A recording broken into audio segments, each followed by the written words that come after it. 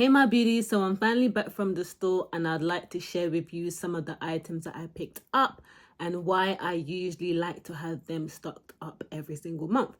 Now please forgive the noise in the background. I live on a very busy street, so let's get into it. I've got the Palmer's Cocoa Butter Lotion. I really love this product because it's not too thick, but at the same time it's not too light, and of course, it smells amazing. It actually says that it is cultivated and harvested from cocoa beans, hence the reason why it smells so lush. I've got the cream version. Now, I prefer this one when my skin is very dry and I need something a little bit more thicker. But also, I love this one if I need something a bit more lighter. So they work hand in hand very well. Next, I've got the Micellar Cleansing Water. Now, obviously, as someone that wears makeup, I like to make sure that I get all the residue off my face. And I feel like this works really well because it is fragrance free. Again, works well for my sensitive skin. I've got some cotton pads. Obviously, if I'm using the Micellar Cleansing Water, I need something to put the product on. And I feel like cotton pads does the job. Next, I picked up some Vaseline. Now, I did pick up the pink one, but I opted for the blue one instead. I feel like this one works well for me in terms of moisturizing my lips a little bit better. So the original it is for me. And last but not least, I've got the Radox body wash. Now, as someone that has really sensitive skin, I do like to shower with body washes that do sometimes have a little bit of fragrance in it. And I have been using this one, and this one has been doing good for my skin. It's got sea minerals and fennel, which are natural products, and I feel like it works really well. And oh, got one more product. This one right here is the deodorant that I like to use. I've actually been using this deodorant for years now, and I really like this product. It's worked really well for my underarms. It's really gentle and soft on my skin, and it always has me feeling fresh. This particular one is the Pearl & Beauty Nivea deodorant, and I feel like I just cannot switch to any other product. It works really well for me, and I've stuck with it for years. So that's all I got from the store, my beauties. These are products that I like to use on a daily basis, and I like to have them stocked up every month. If there's anything else you'd like me to talk about in terms of hygiene and feminine products, please leave a comment in the comment section below, and I'll see you in my next video. Bye. Hey my beauties, welcome back to another video. I hope you're all doing well. I hope you are blessed. Today's video is going to be about goals that I wish to set for myself this January and for the rest of the year. These goals are set into 3 sections. So the first section is all about myself, my self-identity, how I can become a better person. It's all about self-development. The second set of goals are in terms of myself as a mother. How can I become a better mother for my child? And the third section is all about work ethic.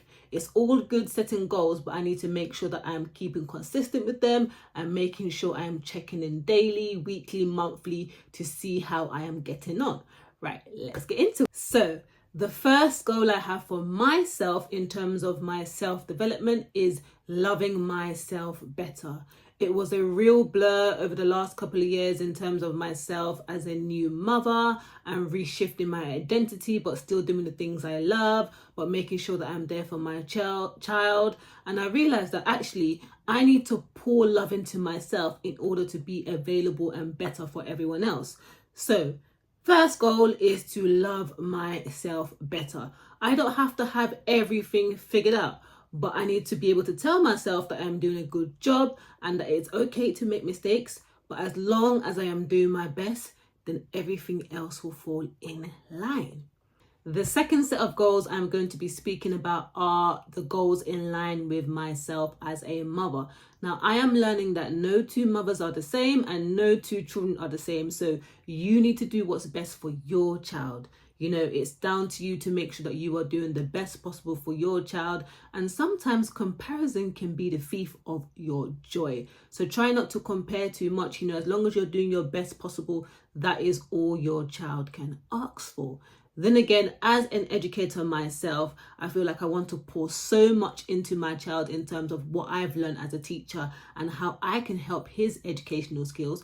But I feel like, again, that I need to be able to do this in small, micro manageable steps. So a good thing that I'm doing this year is to make sure that I actually try and read stories with him every single day. And I've ordered quite a few Montessori toys to help him educationally. One of my really, really good teacher friends said to me that it is a skill, working and being a mother. She has 2 children, and I was just in awe at how she was able to manage it all. She was a head teacher, she had 2 children that she was raising, and I was just like, how are you doing it?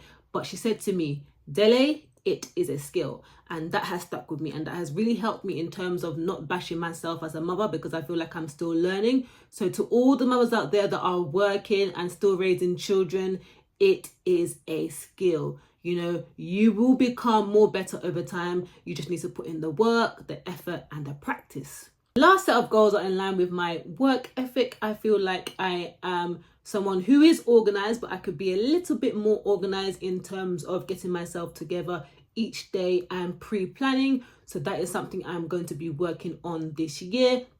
And Teresa Boyle Foy mentions the acronym KEY. Keep educating yourself.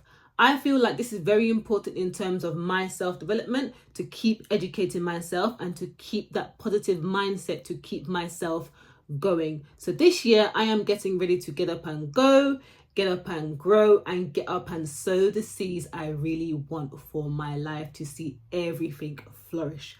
So those are my goals for 2025. Please let me know in the comments down below any goals you have for yourself and how you hope to achieve these. See you later, my beauties. I'm about to unwind from a long day. I'm still working full-time at the moment, so yeah, it's been very busy for me. As an educator, I am up by about 6:37, getting ready for the day, checking my PowerPoints, checking my presentations, and then obviously a long day of teaching in school.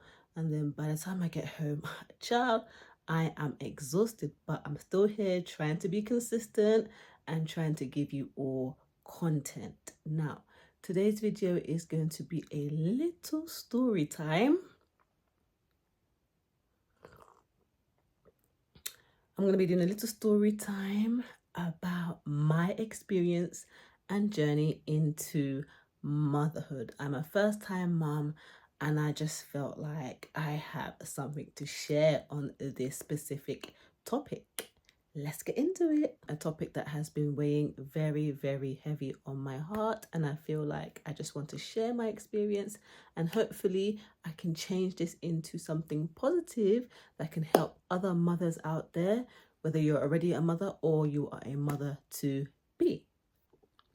Now, I feel like there were certain individuals and people who could have shown more positivity towards my experience into motherhood. They could have shown me more grace, but for some reason, they made it a point to bash me at every opportunity they got, which I really did not understand why. But hey, life moves on.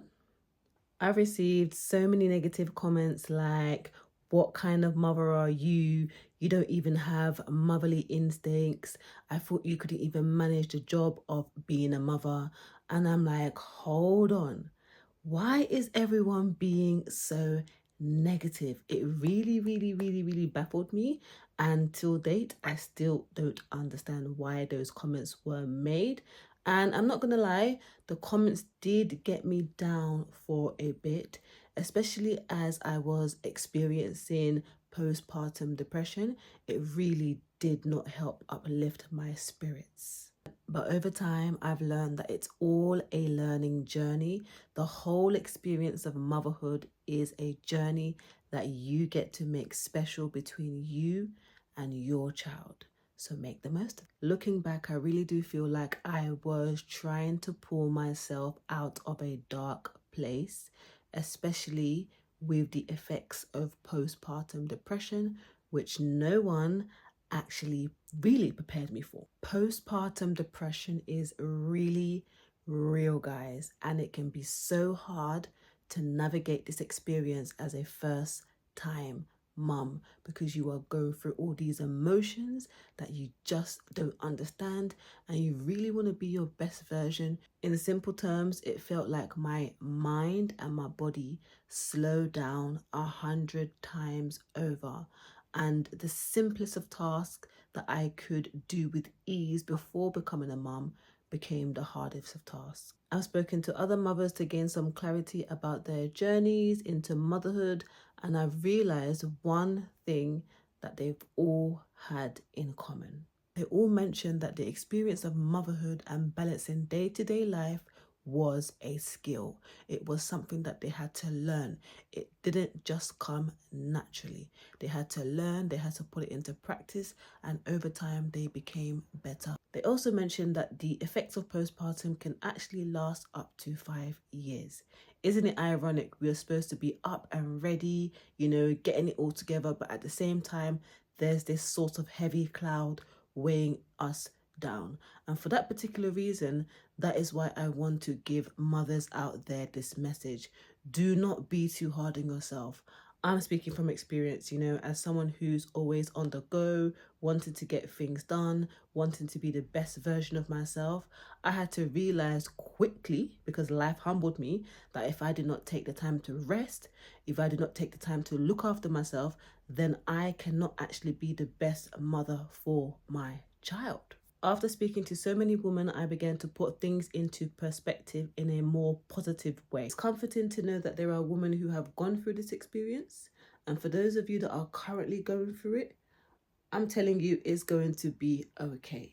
So yeah, that's my little story time, guys. This video is really just for anyone who's struggling with that shift into motherhood. Know that you are doing the best you can, and your child is grateful for the opportunities that you provide. Even on the toughest days, your strength and resilience shine brighter than you may realize. And remember, it's okay to take a moment for yourself. It's okay to recharge, to rest and reboot.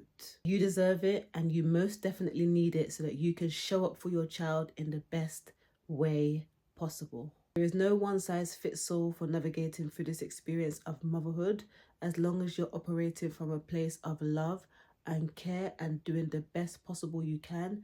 I promise you, everything is going to be just fine.